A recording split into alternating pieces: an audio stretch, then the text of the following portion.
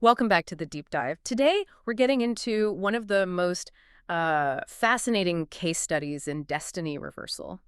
The tumultuous, manipulative, and yet completely foundational generations that spring from Isaac. It's so interesting because Isaac, who should be this central anchoring figure, is often, really passive.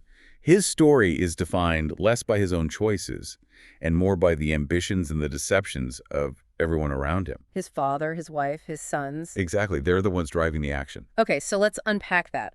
Our mission for you, the listener, is to track this one really explosive and recurring theme, the constant subversion of expectation.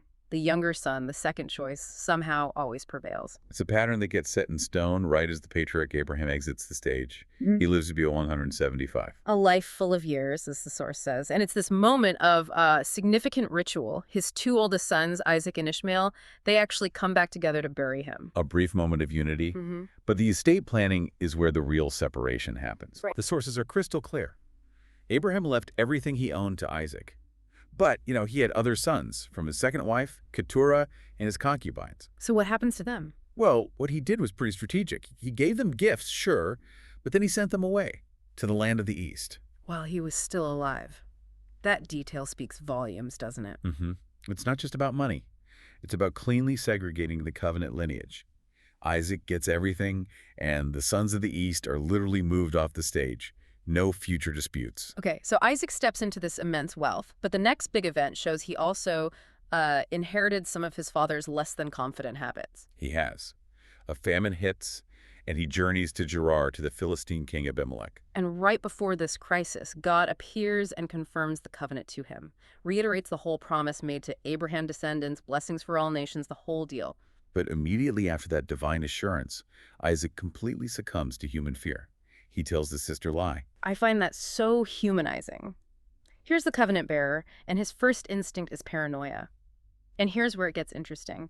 Abimelech doesn't just hear a rumor. No. He looks out a window and sees Isaac caressing Rebekah, which is, not exactly how you behave with a sister. It's so messy and real. The lie fails because of all things, physical affection.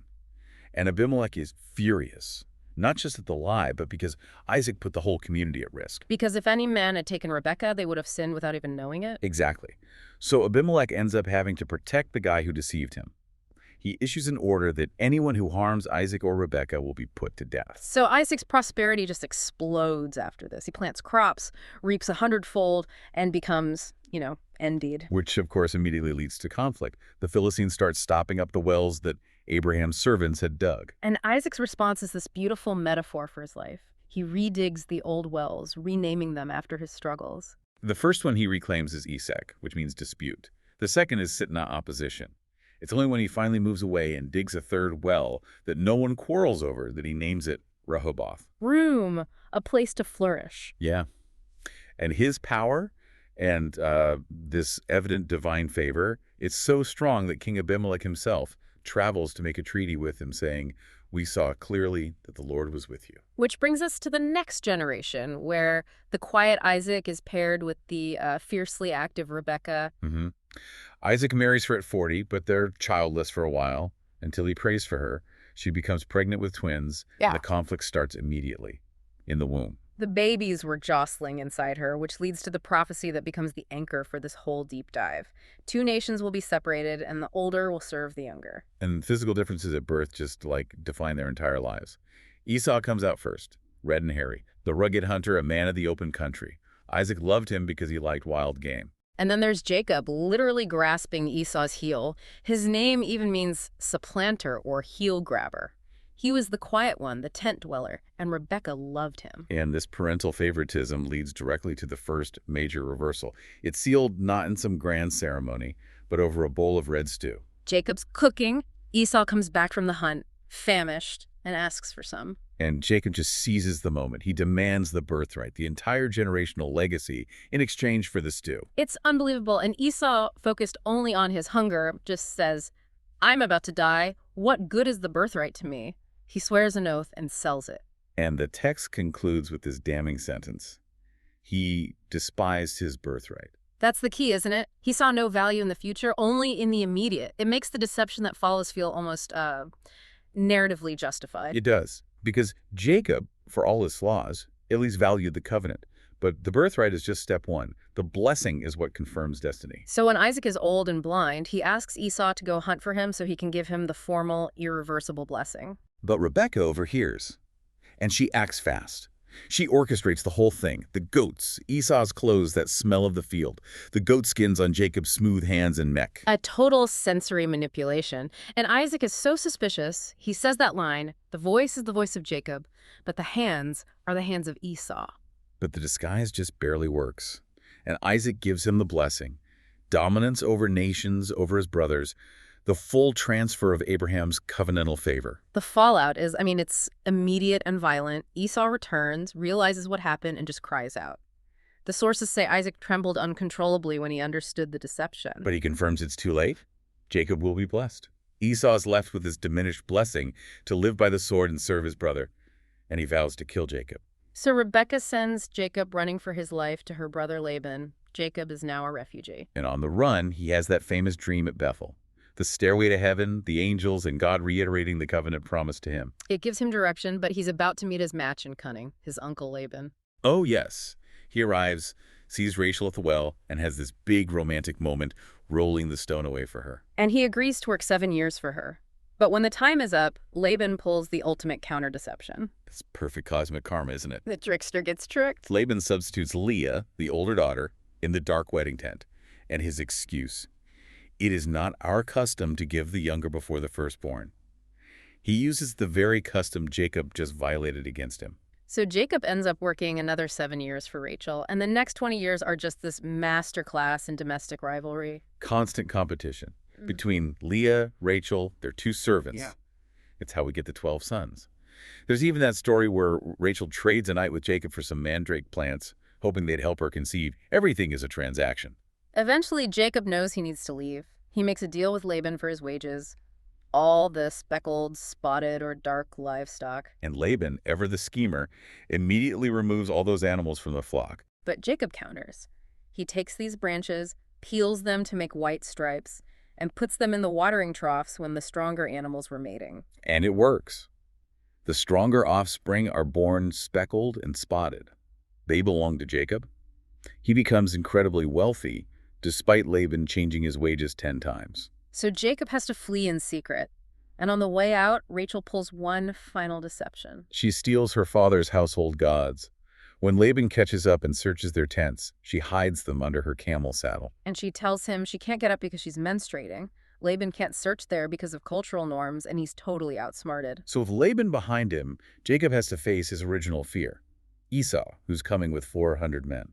But before they meet, the real transformation happens. Jacob wrestles all night with a man, God, or an angel. He gets a permanent hip injury, but refuses to let go until he's blessed. And he's renamed. He's no longer Jacob the supplanter. He is Israel. He has struggled with God and with humans and have overcome. The wrestler has replaced the manipulator. Right. And the meeting with Esau is surprisingly peaceful. They embrace, they weep, they separate. But the violence Jacob feared from Esau soon erupts inside his own family.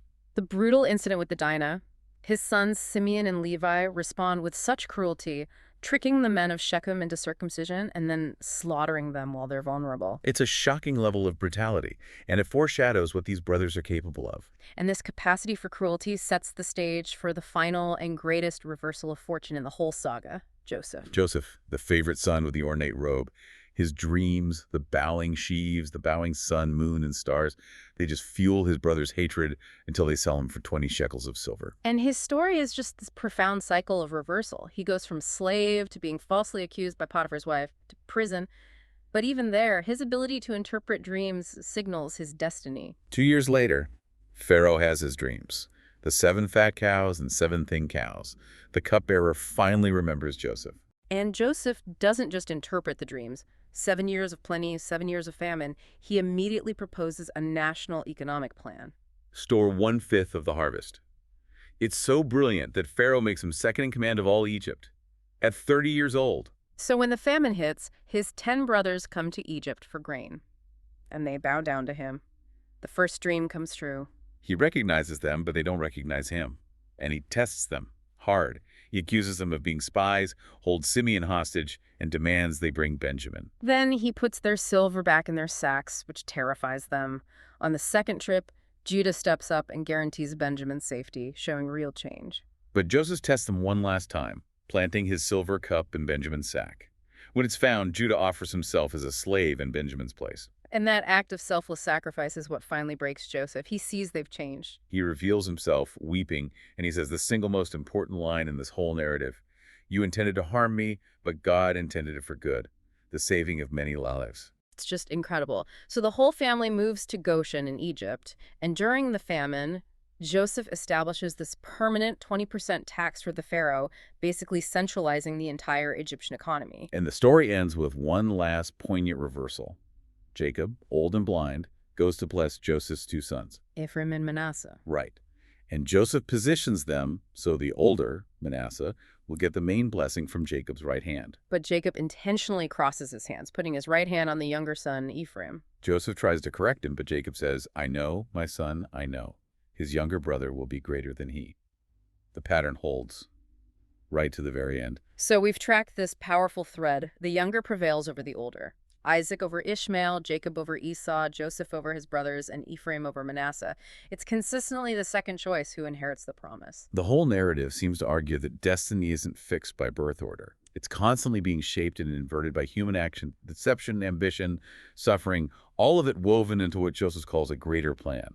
Considering the cyclical pattern of the younger sibling achieving dominance, a pattern that completely subverts the traditional rules, what does this narrative suggest about how lineage and destiny actually interact with human action and expectation? Are these characters driven entirely by fate, or are the eventual outcomes simply the divine leveraging of human ambition and error? Something to mull over as you chew on this deep dive.